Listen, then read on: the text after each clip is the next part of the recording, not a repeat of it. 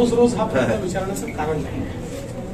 यापूर्वीही सांगितलेलं आहे 17ची परिस्थिती काय होती, 19ची काय होती, आणि उत्पल पर्रीकरांना तिकीट नाकारलेलं नाही. उत्पल पर्रीकरांना 2 मतदारसंघ आम्ही दिले होते. आपल्यालाही कल्पना आहे त्यातला एक तर पारंपरिक भारतीय जनता पक्षाचा मतदारसंघ, पण त्यांना पर्टिक्युलरली पणजी मतदारसंघ पाहिजे होता आणि त्यामुळे त्यांनी या दोन्ही मतदारसंघांना नकार दिला.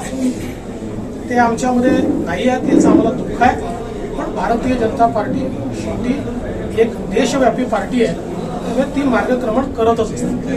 देवेंद्रजी, तर उत्पल यांनी अर्ज तर भरलेला आहे, पण अजूनही काही प्रयत्न सुरू आहेत त्यांच्या बाबतीत किंवा पारसेकरांच्या बाबतीत आहे. असं आहे, आमची इच्छा तर ही नेहमीच असेल की आमच्या परिवारातनं जर कोणी विभक्त झालाय तर त्यांनी परिवारात परत यावं. तसे प्रयत्न नेहमीच चालतात, परंतु कोणी जर ठरवलंच असेल की आपल्याला परत यायचं नाहीये तर शेवटी आमच्याही प्रयत्न करण्याच्या सीमा आहेत. मात्र अशा प्रकारे परिवारातला कोणीही परत आला तर आम्ही निश्चितपणे त्यांचं स्वागत करू आणि त्यांना जवळ घेऊ.